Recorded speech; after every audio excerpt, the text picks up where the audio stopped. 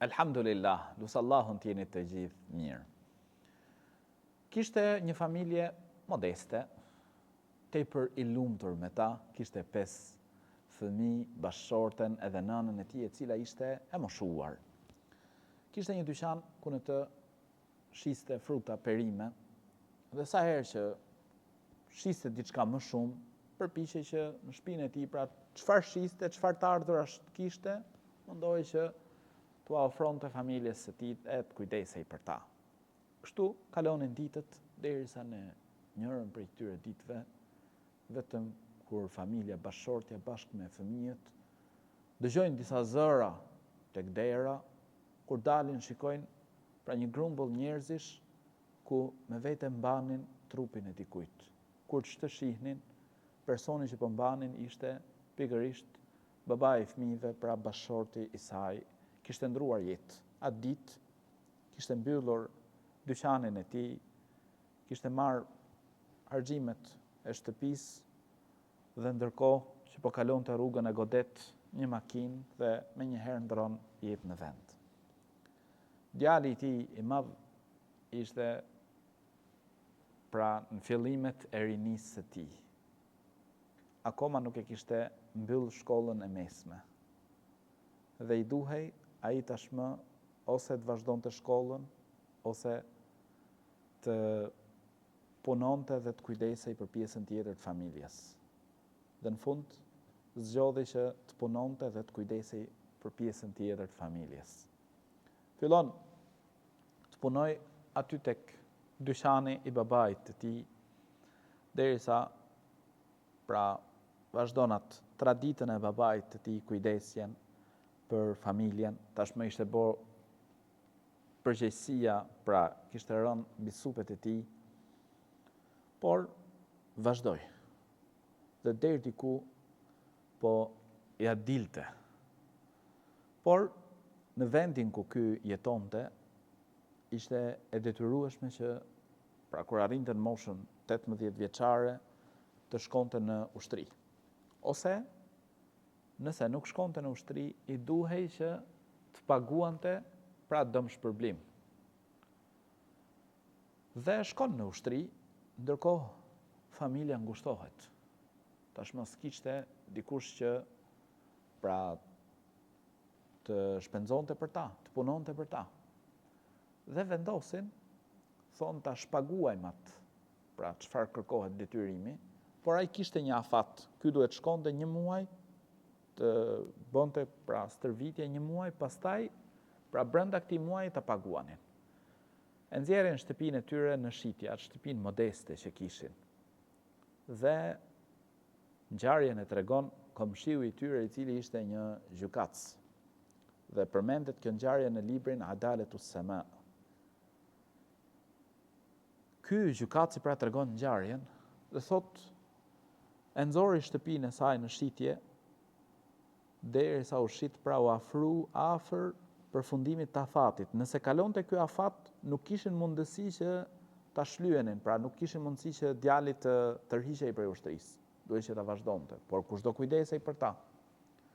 Dhe në fund e shet, arriti me shit, mbledh shumën e parave dhe niset e jama për në qytetin. Niset 1 ditë para ditës që do të shkonte atje. Pra 1 ditë para se duhej me mbyll pagesën.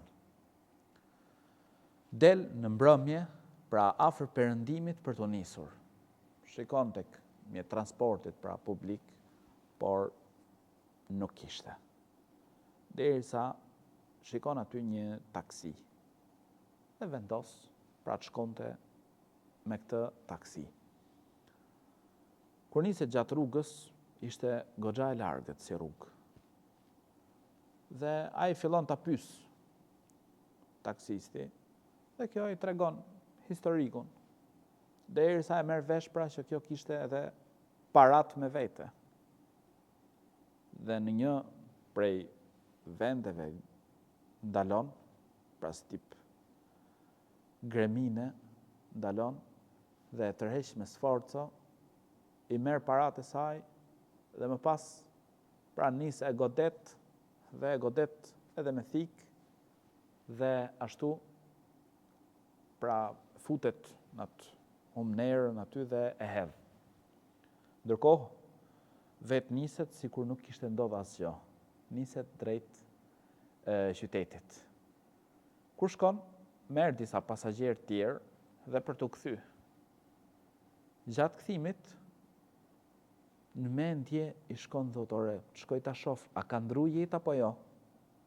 Mos ndoshta është gjallë dhe na mori lumi.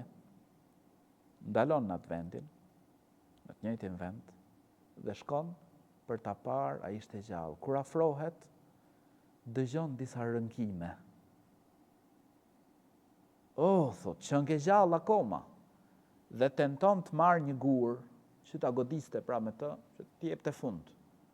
Kur për të marrë gurin, poshtë tij kishte qenë një gjarpër.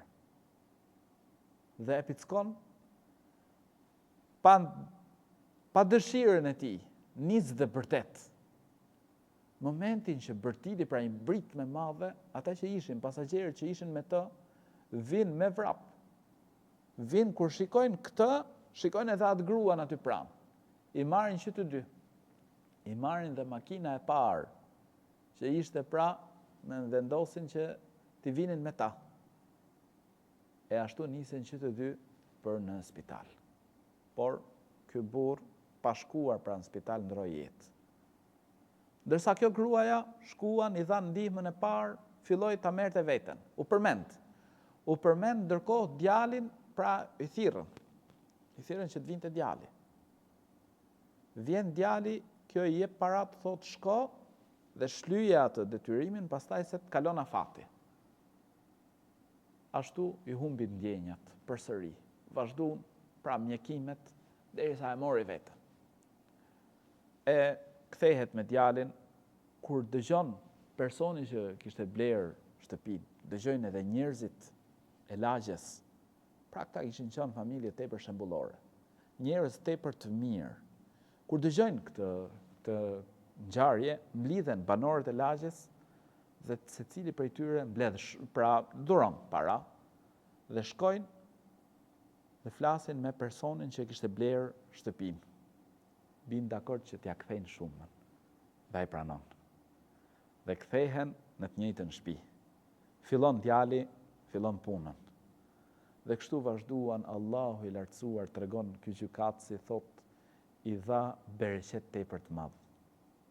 Dhe subhanallahu, thot, Zoti i gjithësisë ja mundsoi që ky pra të pasurohej shumë, se gjithë banorët e lagjes që e morën vesh ngjarjen e kësaj gruas, filluan të gjithë frekuentonin punën e këtij djalit. Të gjithë nuk lëvizin pra vetëm se ke ky. Dhe ashtu, subhanallahu, e mori veten, thot, derisa ndërtuan, u martuan fëmijët, dhe kjo grua vazhdoi, thot, të jetonte një kohë gjatë, dhe madje personi që e tregon pra tek libri Adaletus Sema, e ka marrë vetë gjykatësi, dhe thot, kemi shku së bashku tek kjo grua e cila ishte tashmë, thot, e moshuar, dhe thot, ma ka tregu vetë ngjarjen, subhanallah, vllai i nderuar, motër e nderuar. Zoti i gjithësisë është i drejtë. Sa do të përpiqet dikush të bëj padrejtësi, një ditë ka për ta marrë hakun personi që është bërë padrejtësi. Ore nuk ka midis personit që i bëhet padrejtësi dhe pranimit për atë lutjes ti perde. Subhanallah.